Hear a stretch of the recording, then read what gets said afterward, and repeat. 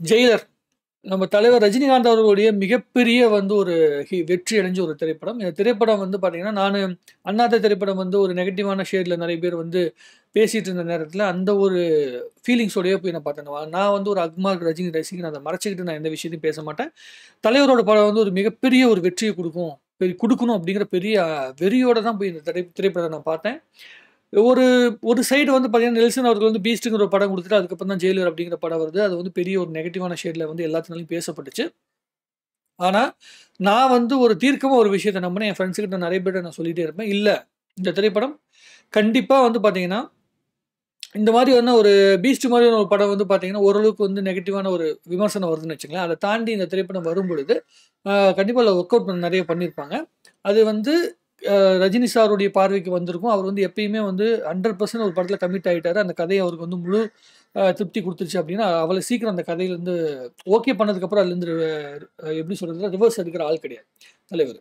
So, அதனால வந்து கண்டிப்பா நெல்சன நம்பி ஒரு மிகப்பெரிய ஒரு சம்பவத்த செய்வார் அப்டின்னு நான் நெனச்சேன். நெல்சன் அவர்கள் கூட சேர்ந்துகிட்டு நம்ம அனிருத்தும் மிகப்பெரிய சம்பவத்த பண்ணாரு. அனிருத்தோட மியூசிக்கு, நெல்சனுடைய அ திரைக்கதை, பிளஸ் ரஜினி சாருடைய ஸ்க்ரீன் பிரசன்ஸ் இது 3மே வந்து இந்த படத்த எங்கேயோ கொண்டு போய் நிறுத்துச்சு. கெஸ்ட் அப்பியரன்ஸா வந்து நம்முடைய மோகன்லால் சாரு, சிவராஜ் குமாரு இவங்களுடைய அந்த பிரசன்ஸும் வந்து பார்த்தீங்கன்னா, மிகப்பெரிய ஒரு இடத்த வந்து குடுத்துச்சு. ஜெயிலர் திரைப்படம் வந்து கிட்டத்தட்ட ரூ. 650,00,00,000 கலெக்ஷன் எடுத்த படமாக மாறுவதற்கு உண்டான மிகப்பெரிய காரணம் வந்து, அ அந்த படம் வந்து சாமானிய மக்களையும் போய் சென்றடைஞ்சது. எனக்கு தெரிஞ்ச வரைக்கும் கிட்டத்தட்ட 1 வாரம், 2 வாரம் வந்து தொடர்ந்து அந்த ஒரு படம் வந்து ஃபில் ஆனது ரொம்ப வருஷத்துக்கு அப்புறமேட்டு நான் பார்த்தது. ரொம்ப ரொம்ப பெரிய இம்பாக்ட். நான் எப்ப பார்த்தேன்னா, எந்திரன் படத்தப்போ ஒரு மிகப்பெரிய இம்பாக்ட். நீங்க வந்து சிவாஜி படம் வந்து ரிலீஸ் ஆகும்போது வந்த அந்த இம்பாக்ட்டையும், நீங்க கபாலி படத்துல கூட அத பார்த்தேன். கபாலி படம் ரிலீஸ் ஆகும்போது ஒரு இம்பாக்ட் இருந்துச்சுல்ல, அந்த இம்பாக்ட்ட வந்து நான் வந்து இந்த படத்துல பார்த்தேன். ஜெயிலர் படத்தோட இம்பாக்ட். எடுத்தோனே முதல்ல 2, 3 நாட்கள் வந்து நார்மலா ஒரு ரஜினி சாருக்கு உண்டான படத்துக்கு என்ன ஒரு பெரிய ஓப்பனிங் இருக்குமோ, அந்த ஓப்பனிங் இருந்துச்சு. ஆனா, அது அப்படியே சஸ்டெயின் ஆயி 20, 25 நாட்கள் வந்து படம் வந்து அமோகமாக ஓடுச்சு. எல்லா நடிகர்களாலும் எல்லா திரையுலகத்தை சார்ந்தவங்களாலயுமே, சாமானிய மக்களாலயுமே ரசிக்கும்படியான ஒரு படத்த வந்து ரஜினி சார் குடுத்து 73 வயசுலயுமே இன்னும் அ அதே வேகத்தோட, அதே அழுத்தமான ஒரு வெற்றிய எனக்கு குடுக்க முடியும். அதுவும் இந்திய சினிமாக்கு தகுந்த, குறிப்பாக தமிழ் சினிமாக்கு தகுந்த கதையம்சத்த வச்சுக்கிட்டு, அதே பிரசன்ஸ வச்சு அவரால செய்ய முடியும் அப்படிங்கிறத ப்ரூவ் பண்ணி காட்டியிருந்தாரு. அதுவும் இன்ட்ரோல் சீனா இருக்கட்டும், அதுக்கு ஹுக்கும் பாட்டா இருக்கட்டும், கிளைமேக்ஸா இருக்கட்டும், அதே மாதிரி நம்முடைய மோகன்லால், சிவராஜ்குமாரோடைய சிவராஜ்குமார், ரஜினி சார் 3 பேருமே சேர்ந்து இந்த கிளைமேக்ஸ்ல வர காட்சியா இருக்கட்டும், இது எல்லாமே ஒரு மிகப்பெரிய ஒரு ட்ரீட்ட வந்து பார்த்தீங்கன்னா, ரசிகர்களுக்கு குடுத்துச்சு அப்படின்னு சொன்னீங்கன்னா, அது கொஞ்சம் கூட மிகை இல்ல. ஜெயிலர் திரைப்படத்த வந்து இந்த வருஷத்துடைய 2023 மிகப்பெரிய ஒரு வெற்றி படமாக வந்து எல்லாருமே கொண்டாடுனாங்க. அது வந்து ரஜினி சார அந்த சூப்பர் ஸ்டார் அப்படிங்கிற அந்தஸ்திலயும், அந்த உச்ச நடிகர் அப்படிங்கிற அந்த அந்தஸ்திலயும் இன்னும் வந்து தீர்க்கமாக உட்கார வச்சிருந்த படமாக இந்த படம் இருந்துச்சு. அடுத்து தலைவர் 171ல லோகேஷ் கனகராஜ் கூட இணைந்து கிட்டத்தட்ட லோகேஷ் கனகராஜ் வந்து எனக்கு தெரிஞ்ச வரைக்கும் 1 வருஷம் தொடர்ந்து ஒரு படத்துல ஒர்க் பண்ண போறேன் அப்படின்னு சொல்ற முதல் படம் வந்து இந்த படம் தான். பல படங்கள் எல்லா படங்களும் பண்ணியிருக்காரு. மாஸ்டர் படமே 120, 130 நாள்ல முடிச்சுட்டாரு. ஆனா இந்த திரைப்படத்துக்கு எனக்கு கிட்டத்தட்ட 1 வருஷம் வந்து எனக்கு முழு நேரம் வேணும்.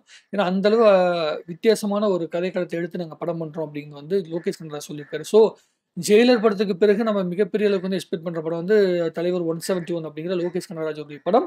அதுவும் ஒரு மிகப்பெரிய வெற்றி அடைஞ்சு ரஜினி சாருக்கு அண்ணாத்த படம் மூலமா கிடைச்ச எனக்கு நெகட்டிவான அந்த விமர்சனங்கள் இது எல்லாத்தையுமே உடைச்சு அந்த சூப்பர் ஸ்டார் அப்படிங்கிற அந்த அந்தஸ்த மறுபடியும் உருவாக்கம் பண்ணி அவரே வந்து தக்க வச்சது அப்படிங்கிறது சாதாரணமான விஷயம் கிடையாது. தமிழ்நாட்டிலேயே அதிகமா கலெக்ஷன் பண்ண படமாக வந்து அந்த திரைப்படம் வந்து மாறுச்சு. ஜெயிலர் திரைப்படம். 2023லயே அதிகமாக கலெக்ஷன் பண்ண படமாகவும் ஜெயிலர் திரைப்படம் வந்து மாறுச்சு. அது மிகப்பெரிய ஒரு சந்தோஷத்தையும், பெருமையும் வந்து பார்த்தீங்கன்னா, ரஜினி ரசிகர்கள் மத்தியில வந்து கடத்துச்சு அப்படிங்கிறது எந்த விதத்திலயும் மாற்று கருத்தே கிடையாது. என்ன பொறுத்தவரைக்கும் ஒரு ஒரு டைரக்டருடைய படம் வந்து தோற்று போகுதுன்னா, அது வந்து சில எக்ஸிகியூஷன்னால வந்து தோத்து போகும். நான் எப்பயுமே வந்து ஹீரோக்கள மட்டுமே வந்து குறை சொல்லிக்கிட்டு அப்படிலாம் சொல்ல மாட்டேன். ஒரு படம் எடுக்கப்படும்போது அந்த கதைய வந்து எப்படி பிரசன்ட் பண்றாங்க அப்படிங்கிறது ரொம்ப முக்கியம். பீஸ்ட் படத்த வந்து பார்த்தீங்கன்னா, பிரசன்ட் பண்றதுல வந்து சின்ன சின்ன விஷயங்கள் வந்து மிஸ் பண்ணது தான் அந்த படத்த வந்து ஒரு சாதாரணமான படமாக பார்க்க வச்சுருச்சு. அதுக்கு முன்னாடி கூர்கான் ஒரு படம் வந்து கிட்டத்தட்ட அதே மாதிரி ஒரு மால்குள்ள நடக்கிற கதையா வந்ததுனால, அந்த படம் வந்து இம்பாக்ட் கிரியேட் பண்ணல. அதனால நெல்சனுடைய முழு அந்த அழுத்தமான ஒரு அந்த ஸ்க்ரீன் பிளேயை வந்து பண்ணுறதுக்கு அவருக்கு உண்டான நேரம் இல்லை அப்படிங்கிறது தான் அவர் வந்து சொல்லியிருந்தார் காரணமாக. ஜெயிலர் படத்தில் அந்த நேரம் கிடைச்சது. அதே மாதிரி வந்து ஓவர் எக்ஸ்பெக்டேஷன் வந்து உருவாக்கலை. ஓவராக ஒரு படத்தை வந்து நான் எக்ஸ்பெக்டேஷன் உருவாக்கணும்னா அது மிகப்பெரிய ஒரு எப்படி சொல்கிறதுனா தோல்வியை வந்து கொண்டு வந்து சேர்த்தோம். கலெக்ஷனே வந்தால் கூட 1 நாள் 2 நாளுக்கு மேலே வராது. இப்போது சலார் படத்துக்குலாம் வந்து பண்ணுறாங்களா அந்த மாதிரி ஓவர் வந்து ப்ரொமோஷன் பண்ணாமல் ரஜினி சாருடைய அந்த ஆடியோ லான்ச்சில் வந்து பேசின அந்த வார்த்தைகள் தான் மிகப்பெரிய ப்ரொமோஷனாக இருந்துச்சு. கிட்டத்தட்ட 1 ஹவர் ரஜினி சார் வந்து பேசினார். அந்த படத்தில் வந்து ஒர்க் பண்ண ஒவ்வொருத்தவங்களை பற்றியும் தன் வாழ்க்கையில் வந்த விஷயங்களை பற்றியும் ரஜினி சார் வந்து சொன்ன விஷயம் வந்து சாமானிய மக்களுமே ரசிக்கும்படியாக இருந்துச்சு. கிட்டத்தட்ட 1 மணி நேரம் படம் பார்த்த ஒரு மிகப்பெரிய ஃபீல். அதாவது ரஜினி சார் வந்து ஒரு ஆட்டோபயோகிராஃபி எழுதுறாருன்னு வச்சுங்களேன். அவரை பற்றி ஒரு வாழ்க்கை வரலாறு புக் எழுதுறாருன்னா அந்த புத்தகத்தில் வந்து ஒரு 100 பக்கத்தை படித்த மாதிரி வந்து பார்த்தீங்கன்னா அந்த அவருடைய ஜெயிலர் படத்துடைய ஆடியோ லான்ச்சோட ஸ்பீச் இருந்துச்சு. அது மிகப்பெரிய ஒரு இடத்த வந்து கொண்டு வந்து சேர்த்துச்சு. அதுதான் இந்த படத்துடைய வெற்றிக்கு மிகப்பெரிய காரணமாக இருந்துச்சு அப்படிங்கிறது என்னுடைய தீர்க்கமான ஒரு நம்பிக்கை. மொத்தத்தில் தலைவர் சூப்பர் ஸ்டார் அவர்கள் வந்து மிகப்பெரிய ஒரு சம்பவத்தை பண்ணார் 2023. 2024லையும் அடுத்த சம்பவத்தை பண்ணுவார் அப்படின்னு சொல்லி வந்து ஒரு தலைவருடைய ரசிகனாக சூப்பர் ஸ்டாருடைய ரசிகனாக நானும் காத்துட்ருக்கிறேன். நீங்கள் இந்த படத்தை பார்த்ததுலேருந்து உங்களுக்கு என்ன மாதிரியான ஃபீல் கிடைச்சது அப்படிங்கிற விஷயத்தை நீங்கள் தாராளமாக கமெண்ட் எழுதுங்க. நம்ம நிறைய பேசுவோம்.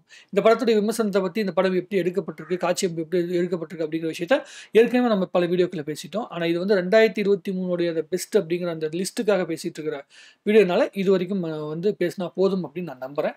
உங்களுடைய கருத்துக்களை நீங்கள் தாராளமாக கமெண்ட் எழுதுங்க. நன்றி.